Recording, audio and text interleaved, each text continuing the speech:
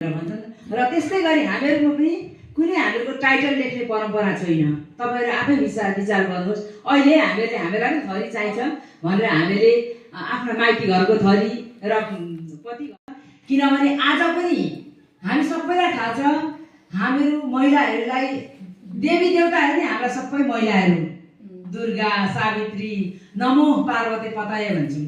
शिवजीलाई direct शिवजीलाई नभनेर पार्वतीका पतिलाई नमस्कार भन्छौँ। हाम्रो संस्कृति, हाम्रो परम्परा बहुत उच्च छ, बहुत माथि छ। सीताराम, राधा कृष्ण र हाम्रो संस्कृतिले भन्दैछ महिलाहरूलाई देवी भन्दैछ।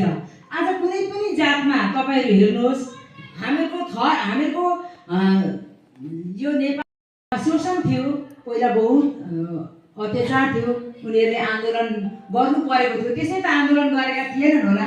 उनीहरूलाई एउटा सम अधिकार थिएन। उनीहरूलाई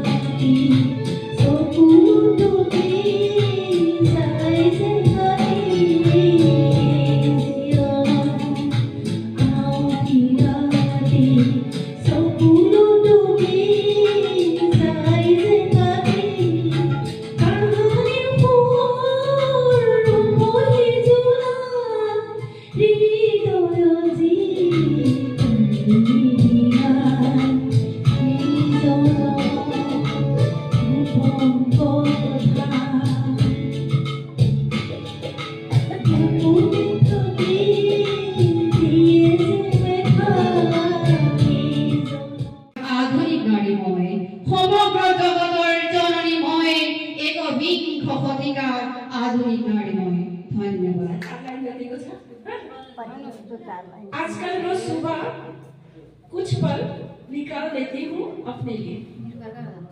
सुबह उठकर खुद के लिए चाय बना देती हूँ और बिस्कुट के साथ चाय ट्रे में मजा से लेकर टेबल पर बैठकर टीवी चलाकर चाय की चुस्कियां लेती हूँ। आजकल रोज कुछ नया वक्त अपने लिए निकाल लेती हूँ। मनपसंद कढ़ाई पनीर और नान और ऑर्डर कर लेती हूँ। अलमारी से नए कपड़े निकालकर रोज आईने के सामने खड़े होकर खुद को निहार लेती हूँ। शायद मैं बदल रही हूँ, शायद मैं बदल रही हूँ।